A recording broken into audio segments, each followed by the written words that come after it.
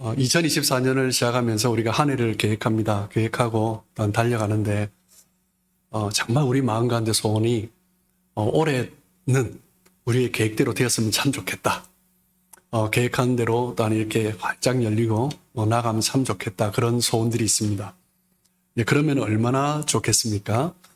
우리의 삶에는 우리가 계획한 대로 되지 않아 왔다는 것을 우리는 잘 알고 있습니다. 또 어떤 경우는 변경해야 되고 어떤 경우에는 중단을 해야 됩니다. 오늘 본문에서 우리가 함께 읽은 사도 바울의 이야기를 보면 사도 바울이 자신이 계획했던 것과 다른 것을 해야 되는 그런 상황에 맞닥뜨렸습니다.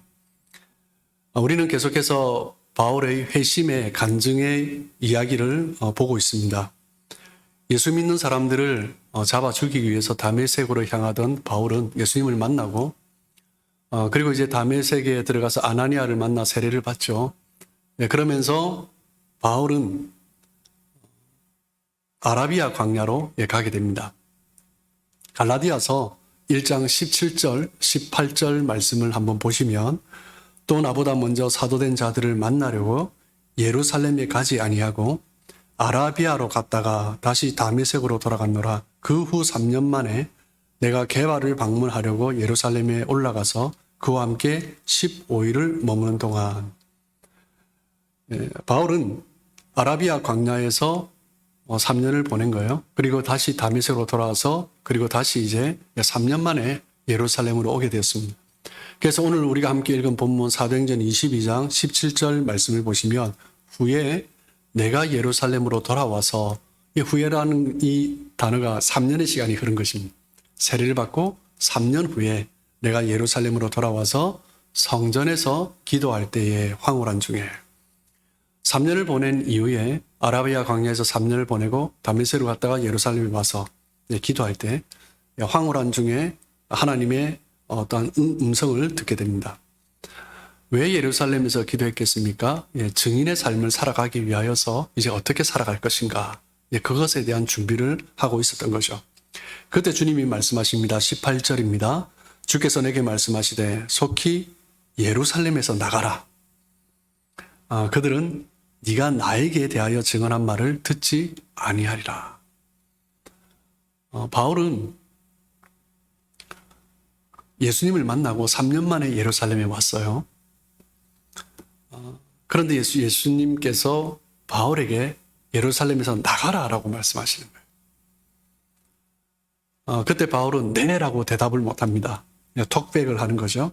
그러면서 한마디 덧붙여요. 19절, 20절을 보시면 내가 말하기를 주님 내가 주를 믿는 사람들을 가두고 또 각 해당에서 때리고 또 주의 증인 스데반이 피를 흘릴 때에 내가 곁에 서서 찬성하고 그 죽이는 사람들의 옷을 지킨 줄 그들도 아나이다.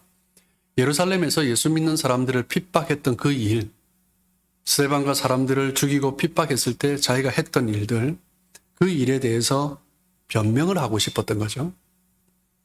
어떻게 보면 자기의 그런 자존심을 회복하고 싶었던 것입니다.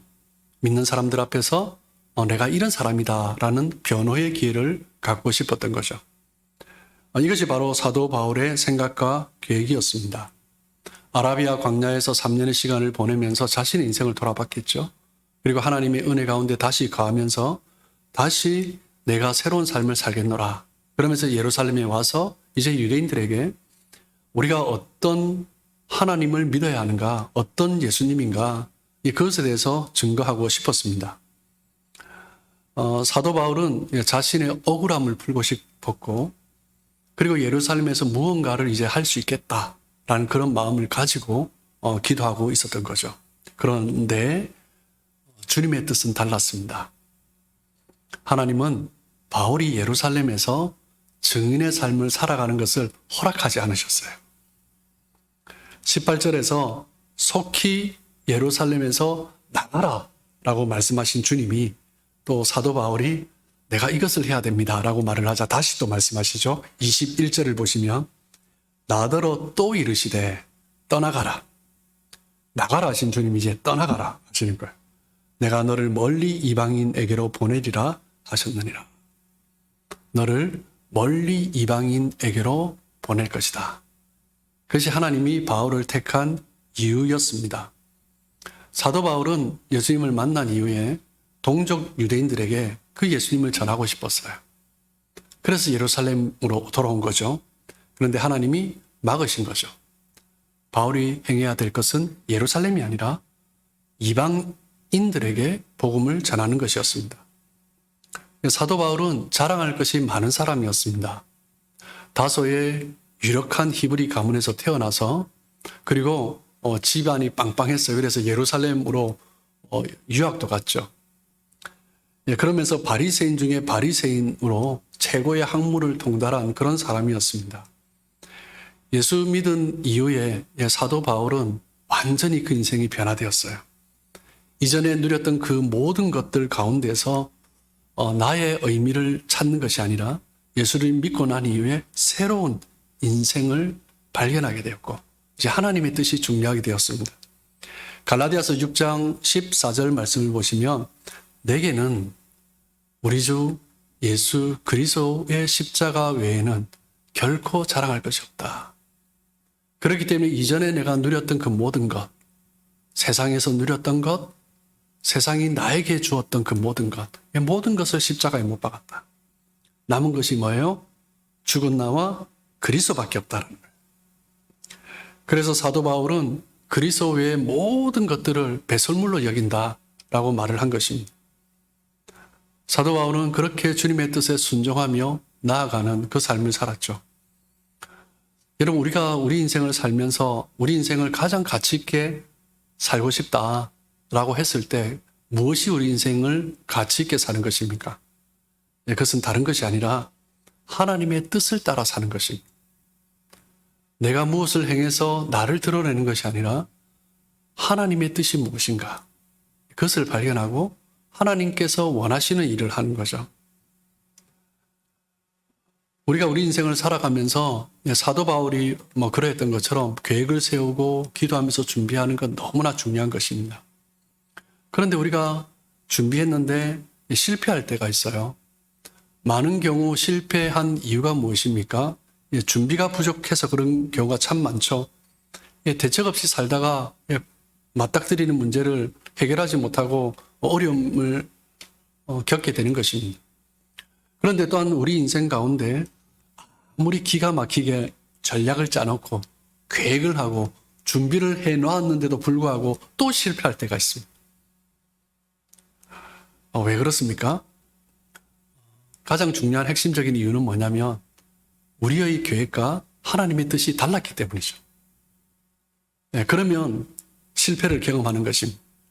그냥 하나님의 뜻과 우리의 뜻이 다를 정도뿐만 아니라 충돌을 일으킬 때도 있습니다. 그러면 그 인생이 아무리 열심히 준비해도 아무리 기도를 하면서 준비해도 그것은 전부 무모한 것이 되는 것입니다. 우리의 뜻이 하나님의 뜻에 온전히 순복해야 됩니다. 뭐 때문에요? 우리의 뜻은 하나님의 뜻을 이길 수가 없는 거예요. 그런데 많은 경우에 우리가 실패를 할 때 답답한 것을 경험할 때 하나님의 뜻과 관계없이 이 내가 하고 싶은 것이 하나님께서 원하시는 것이다 생각하는 거예요. 그러면서 또 실패하는 것입니다. 성경을 읽으면서 성경에서 가장 중요한 주제 중에 하나가 뭐냐면 몇 가지를 꼽을 수 있는데 오늘 본문에서 발견하는 중요한 주제는 무엇이냐면 하나님의 뜻입니다. 하나님의 뜻이 무엇이냐라는 거예요. 잠언 16장 9절 말씀을 보시면 사람이 마음으로 자기의 길을 계획할지라도 그의 걸음을 인도하시는 이는 여호와시니라. 성경의 핵심적인 주제입니다. 이게 너무나 귀한 말씀이죠. 우리의 모든 것들이 하나님의 뜻 안에 있습니다. 우리 모든 계획도 하나님의 뜻 안에 있습니다. 우리가 아무리 기가 막힌 우리의 계획을 했다 할지라도 하나님의 뜻을 벗어날 수가 없습니다. 하나님의 뜻이 아닌 것을 계획했다면 그냥 허무하게 끝나버리는 거죠. 그렇기 때문에 우리의 삶의 우선순위는 무엇이어야 합니까? 하나님의 뜻이어야 합니다. 하나님과 상관없는 계획은 그냥 허망한 것입니다. 우리 삶에 일어나는 문제들은 무엇 때문이에요? 자기 뜻대로 하나님의 뜻을 생각하는 거예요. 자기 마음대로 해석하는 거예요. 그러다가 엉뚱한 것으로 이야기를 하면서 그것이 하나님의 뜻이라고 오해하면서 말을 하는 거죠. 그러면서 하나님의 뜻과도 충돌되는지도 모르고 또 사람과 충돌하는 것입니다. 많은 경우에 우리가 하나님의 뜻을 몰라서 지키지 않는 것이 아니에요. 많은 경우에 보면 하나님의 뜻이 무엇인지 어렴풋이 알지만 내가 이해되지 않을 때 그냥 내 생각대로 하는 거예요. 하나님의 뜻이 무엇인지 어렴풋이 알지만 어떤 경우에는 이것이 하나님의 뜻이다라는 것을 확실히 아는데도 불구하고 내가 용납이 안 되는 거예요. 그러니까 내 생각대로 그냥 하는 것입니다. 그러면서 이것도 하나님의 뜻이 될 수 있다라고 하면서 풀어내는 것입니다. 이 엉뚱한 것으로 가는 거죠. 그러면서 또 문제에 빠지는 거예요. 하나님의 뜻을 따라 살아가는 삶이 어떤 삶인가, 어때야 되는가, 우리는 성경 인물 가운데 대표적으로 아브라함의 생애를 통해서 발견할 수 있습니다. 창세기 12장에 보면 아브라함이 부름을 받죠. 여호와께서 아브라함에게 이르시되 너는 너의 고향 친척과 아비집을 떠나 내가 너에게 보여줄 땅으로 가라라고 말씀하십니다. 하나님이 창세기 12장 1절에서 말씀하시는 곳은 어느 곳입니까? 내가 너에게 말해준 땅, 내가 너에게 보여준 땅이 아니에요. 보여줄 땅이에요. 아브라함은 모르는 거예요. 어디로 가야 될지 모르는 것입니다. 하나님이 아브라함을 부르시는 것은 분명한데 목적지가 없는 거예요. 그냥 가라라는 거예요. 히브리서 11장 8절을 보면 믿음으로 아브라함은 부르심을 받았을 때에 순종하여 장래의 유업으로 받을 땅에 나갈새 갈 바를 알지 못하고 나아갔으며, 갈 바를 알지 못하고 나아갔다. 이게 말이 안 되는 거죠. 출발하는데 목적지를 몰라요. 그냥 출발하는 거예요. 아브라함의 나이가 몇 살입니까? 75세입니다. 75세면 그 당시에도요, 이제는 안정적인 삶을 살아야 되는 거예요. 젊은 시절 이렇게 비즈니스를 하고 여기저기 다닌다 할지라도 이제 75세가 되면 정착을 해야 됩니다. 근데 당시 문화는요, 그냥 젊은 시절부터 정착의 삶을 살았습니다. 부족민들이 함께 살았습니다. 그런데 그 삶에서 75세가 되어서 떠난다라는 것은요, 정말 이제 미래가 불투명한 거죠. 정말 생계조차도 어떻게 계획할 수 없는 그런 인생이 되는 것입니다. 어떻게 보면 생존 자체가 불가능할 수 있는 그런 인생이 되는 거예요.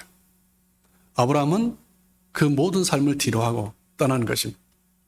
그런데 그 부족민의 삶에서 떠날 때 어디로 가면 그래도 한번 가보자, 이것도 아니라 갈 바를 알지 못하고, 뭐 때문에요? 믿음으로 간 거예요.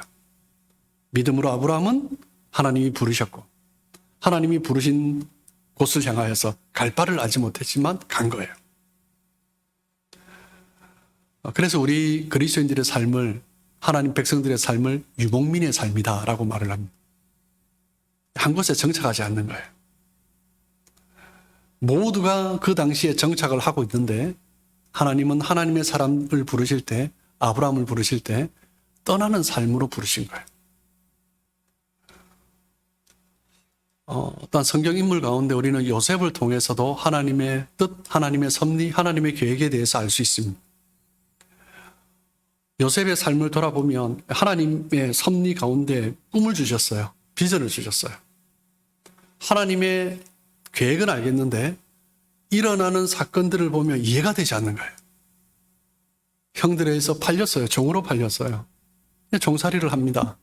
그러다가 이제 인정을 받았어요. 그런데 또 감옥을 가요. 그러다가 결국은 애굽의 총리가 됩니다. 이제 애굽의 총리가 되었을 때 기근 가운데서 형들이 식량을 구하러 왔습니다. 요셉의 반응이 어때요? 우리 같으면 어떻게 하겠습니까? 나를 종으로 팔았는데 정말 시골에 아무것도 없는 사람들이 되어서 이제 왔어요. 나는 애굽의 총리가 된 거죠. 어떻게 하겠습니까? 증오를 쏟아내지 않겠습니까?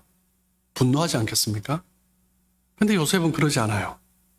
창세기 45장 7절에 보면 하나님이 큰 구원으로 당신들의 생명을 보존하고 당신들의 후손을 세상에 두시려고 나를 당신들보다 먼저 보내셨나니. 그냥 하나님이 우리를 이곳에 보내셨는데 당신들보다 나를 먼저 보낸 것뿐이다라는 거예요. 창세기 45장 7절에 보면 제 눈에 띄는 단어가 하나 있는데 뭐냐면 큰 구원입니다. 하나님이 당신들과 나를, 우리 집을 구원하기 위해서, 세상의 후손을 두시려고 우리를 구원하기 위해서가 아니라 큰 구원으로라고 말씀하세요. 요셉은 무엇을 본 거예요? 하나님의 큰 그림을 본 거예요. 요셉은 자기 자신을 보낸 분이 크신 하나님이고, 크신 하나님이 나를 향한 큰 그림이 있기 때문에 나를 먼저 보냈고, 그리고 당신들이 이제 왔다라는 거예요. 그러니까 증오할 이유도 없고 분노할 이유도 없는 거예요. 그래서 형들을 향해서 불평하거나 원망하거나 증오하지 않은 것입니다. 요셉의 시야는 좁지 않습니다. 큰 구원을 본 거예요. 왜 사람들이 원망하고 불평하고 누구에게 책임을 돌리는지 압니까? 그렇게 좁을 수가 없어요. 바라보는 게 너무 좁아요. 그러면 계속 원망하고 불평하는 거예요. 하나님의 사람은 시야가 좁으면 안 됩니다. 하나님의 사람의 시야가 넓기 때문에 자신의 신변에 일어나는 문제, 그것이 중요하지 않습니다. 지금 일어나고 있는 문제들 그렇게 중요하지 않아요. 이것을 통해서 하나님의 크신 계획이 있다는 것을 보는 거죠. 요셉의 시선은요, 사람 중심이 아닙니다. 요셉의 시선은 사건 중심이 아니에요. 요셉의 삶의 중심은 무엇입니까? 하나님입니다. 그러니까 그렇게 반응하는 것입니다. 하나님은 어떤 분이십니까? 하나님은 선하신 분이십니다. 하나님의 계획은 선합니다. 하나님은 하나님의 계획을 반드시 성취하시는 분이십니다. 그러니까 요셉은 그렇게 살아가는 것입니다. 그것을 믿는 사람은 시야가 넓죠. 그렇기 때문에 원망하고 불평하고 증오하지 않습니다. 어떤 사람이 원망하고 불평하고 증오합니까? 다 보십시오. 시야가 좁은 사람. 그 한 문제만 바라보는 거예요. 그 사건에 포커스 드는 거예요. 하나님의 계획에 대한 확신이 있는 사람은, 크신 하나님에 대한 신뢰가 있는 사람은 상황이, 조건이, 사람들의 반응이 내가 생각하는 것과 맞지 않는다고 할지라도 낙심하거나 원망하거나 불평하지 않습니다. 다른 사람을 향해서 함부로 판단하고 원망하지 않습니다.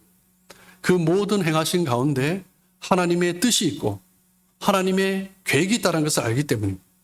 여러분, 우리 인생을 살아오면서 우리가 경험하지 않습니까? 하나님의 역사는 말씀을 통해서, 기도를 통해서 나타나는데 원망과 불평이 있는 곳에 말씀이 역사하지 않습니다. 기도의 열매가 있을 수가 없습니다. 그렇게 시야가 좁은데 원망하고 불평하는데 어떻게 하나님의 일들을 드러내겠습니까? 어떤 곳에 하나님의 역사가 나타납니까? 하나님의 큰 그림을 보는 거예요. 하나님의 큰 그림을 보고 함께 하나님을 향해서 달려가는 거예요. 어렵고 힘들지만 우리가 함께 바라보는 거예요. 아무리 지금 잘 되는 것 같다 할지라도 원망하고 불평하는 곳에는 말씀의 능력이 나타나지 않습니다. 생명의 능력이 나타나지 않아요.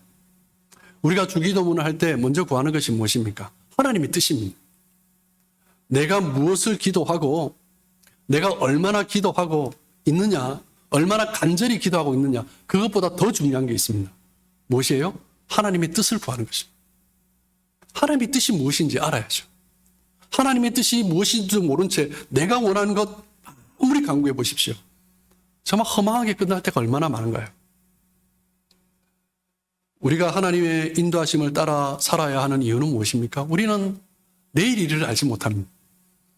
잠언 27장 1절을 보면 너는 내일 일을 자랑하지 말라. 하루 동안에 무슨 일이 일어나는지 네가 알 수 없습니다. 내일 무슨 일이 일어날 것이다. 큰 소리를 치죠. 그런데 뭐라고 말씀하세요? 하루 동안, 오늘 하루도 무슨 일이 일어날지 모른다는. 오늘 하루도 우리가 무슨 일이 일어날지 모르는데 이렇게 되어야 한다. 이렇게 될 것이다. 나는 이렇게 이루어갈 것이다. 자랑한들 다 헛된 것이다라는 거예요. 하나님의 부르심의 특징은 무엇이냐면 육하 원칙이 없습니다. 그래서 기자들이 기사를 쓸 때 육하 원칙이 중요하잖아요. 그래서 보면 기자들이 예수 믿는 거 보면 진짜 대단한 믿음이에요. 언제, 어떻게, 누가, 어디서, 왜, 무엇을, 이것이 있어야 시작을 하는 거죠. 그런데 하나님의 부르심에는 그런 게 전혀 없어요. 우리가 믿음의 삶을 살면서 항상 부담스러운 부분이 바로 이겁니다.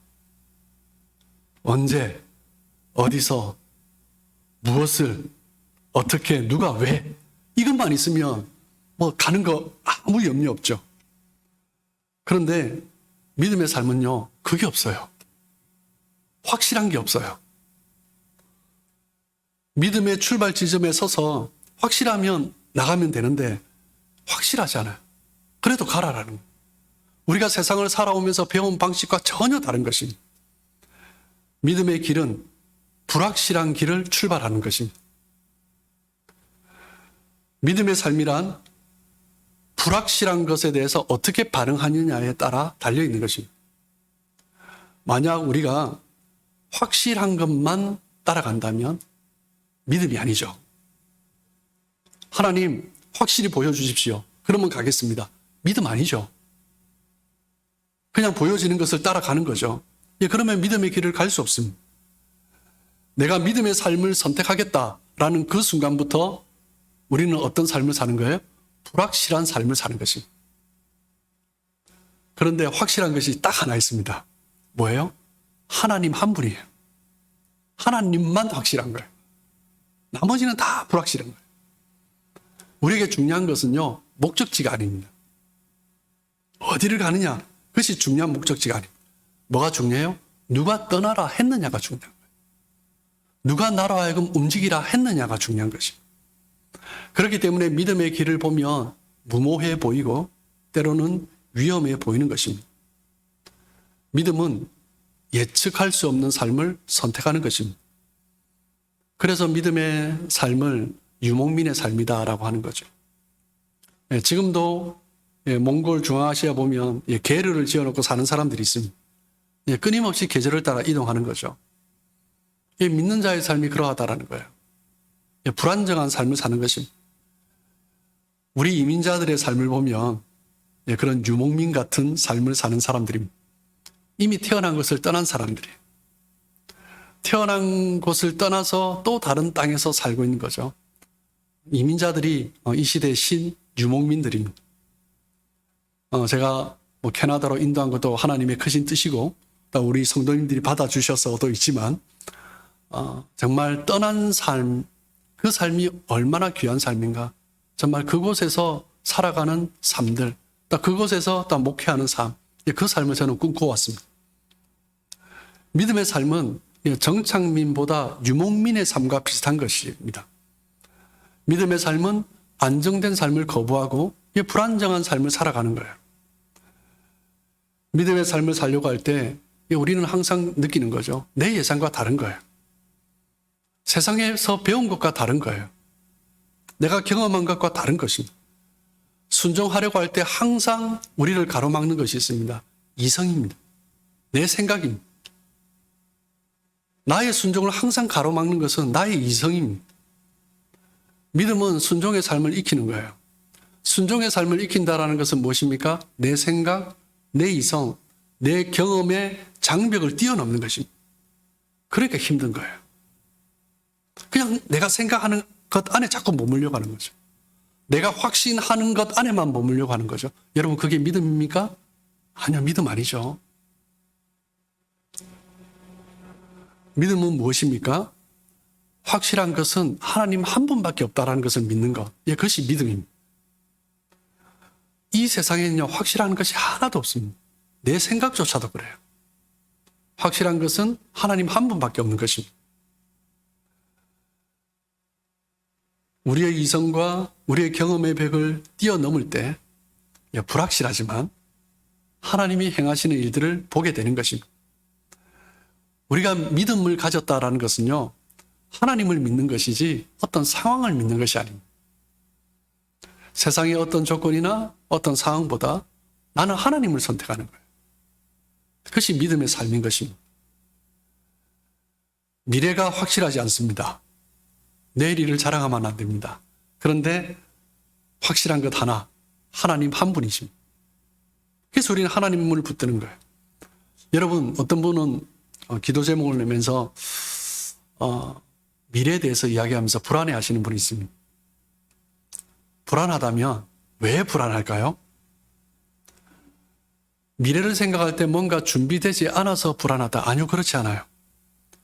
뭐 때문입니까? 미래를 주관하시는 하나님께 온전히 맡기지 않은 거예요. 그러니까 불안한 거예요. 자녀들 생각해도 그렇게 공부 열심히 하고 학교 졸업하고 준비했는데 불안한 거예요. 하나님께 맡기지 않은 거예요. 지금 형편도 돌아보면 그렇게 나쁘지 않아요. 그래도 불안한 거예요. 뭐 때문입니까? 우리의 핵심, 우리의 삶의 핵심이 하나님에 대한 신뢰인데 그것을 놓쳐버리는 거예요. 믿음으로 바라본다라는 의미는 무엇입니까? 어떤 상황 속에서도 하나님을 향한 시선을 놓치지 않겠다라는 거예요. 그것이 믿음으로 바라보는 눈이죠. 하나님에게 집중하는 것, 이것이 믿음입니다.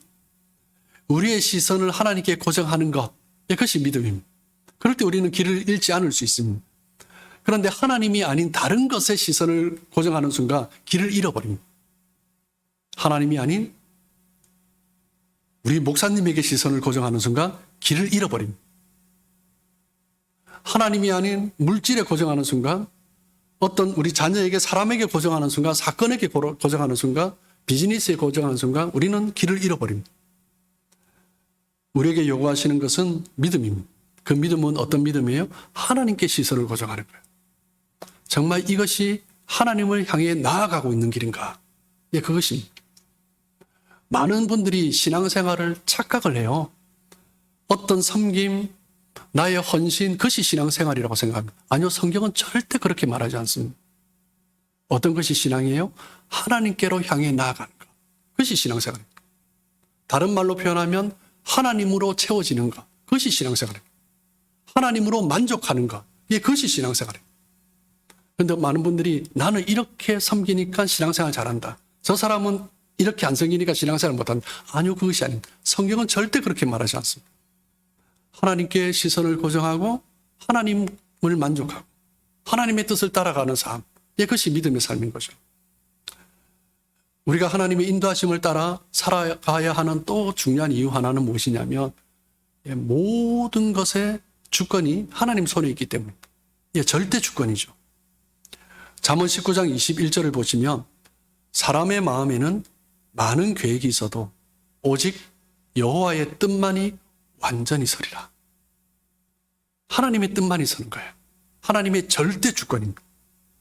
우리가 아무리 많은 계획을 세워도 우리 뜻대로 되지 않을 때가 더 많습니다. 모든 것은 하나님의 뜻대로 되는 것입니다. 여러분 인생을 살아오면서 나는 내 뜻대로 다 됐다라고 하시는 분이 있습니까? 없죠. 그런 사람이 있을 수 없습니다. 인생을 살아오면서 여러 계획을 세우지만 결론은 무엇이냐면 하나님의 뜻대로 되는 거예요. 그래서 우리가 계획을 세우면서 살아가도 항상 우리가 하나님께 시선을 고정해야 되는 이유가 자꾸 우리가 밖으로 가려고 하는 거예요. 근데 하나님께서 시선을 고정하면서 안으로 들어올 수 있는 것입니다. 우리가 준비하고 계획하지 말라라는 의미가 아닙니다. 계획을 잘 세워야 돼요. 그런데 계획을 세우면서 우리가 결정적인 결함이 있을 수가 있어요. 그것이 무엇입니까? 우리의 계획 안에 하나님이 빠져 있는 경우 그렇습니다. 하나님이 우선순위가 아니라 다른 것이 우선순위가 되는 거래요. 우리가 준비해야 할 것은 우리의 계획이 아니라 이미 계획되어진 하나님의 뜻이 무엇인가? 그 뜻에 순종하는 것. 그것이 더 중요한 거죠. 내가 짠 계획보다 하나님의 뜻에 순종하는 것이 더 중요한 것입니다. 우리의 생각이 너무 많고 이성적으로 생각만 하면 믿음의 길을 걸어갈 수 없습니다. 너무 자기 확신이 강하면 실수를 많이 할 뿐만 아니라 믿음의 길을 걸어갈 수 없습니다. 아브라함이 믿음의 길을 걸어갔지만 아브라함의 인생 가운데 참 여러 실수를 했습니다. 그 중에 최악의 실수가 뭐냐면 이스마엘 사건입니다. 하나님이 약속의 자녀, 언약의 씨를 주겠다고 말씀하셨어요. 그런데 자기도 노쇠했고 더 이상 늦을 수가 없고 그리고 아내는 이미 태의물이 다쳐서 도대체 말이 안 되는 거죠. 그래서 하갈을 통해서 몸종 하갈을 통해서 아이를 낳았습니다. 그 이스마엘이 태어난 거죠. 자기 나름대로 머리를 쓴 거예요. 이성적으로 생각한 거예요. 그런데 그 아브라함의 선택이 역사에 정말 불운의 사건을 만든 것 아닙니까? 지금까지도 그 고통이 이어져 오고 있지 않습니까? 연일 뉴스 신문에 보도되는 이스라엘과 팔레스타인의 전쟁, 이삭의 자녀, 이스마엘의 자녀들의 싸움 아닙니까? 지금도 여전히 그 고통 가운데 있는 거예요. 우리는 절대 주권이 하나님께 있음을 믿어야 됩니다. 모든 것이 하나님의 뜻대로 우리는 순종하며 나아가야 됩니다. 우리의 생각과 하나님의 뜻이 일치한다면 우리가 계획한 대로 될 것입니다. 그렇기 때문에 우리는 우리의 삶 가운데 하나님의 절대 주권을 믿는 믿음의 말을 해야 되는 거예요. 우리가 죽고 사는 것, 흥하고 망하는 것, 모든 것이 하나님의 손에 있습니다. 내 마음대로 되는 거예요, 아니에요. 우리가 2024년을 시작하면서 우리가 올해 여러 가지 것들을 계획하며 나 이렇게 살아야지 결단하며 나아갑니다. 그런데 가장 중요한 결단이 무엇이에요? 하나님의 말씀에 순종하겠다는 결단.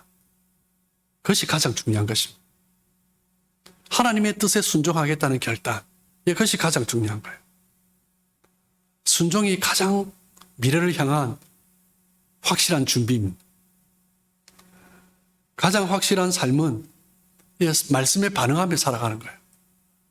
매일 주어진 하나님의 그 말씀에 묵묵히 순종하며 살아가는 삶, 그 삶이 가장 복된 것입니다. 순종하는 것이 가장 강력하고 확실한 우리의 삶이고 우리의 미래가 보장되는 것입니다. 지금 곁에 있는 사람들을 사랑하라 하면 사랑하는 거예요. 지금 하나님께서 나에게 맡겨진 일에 충성하라 하면 충성하는 것입니다.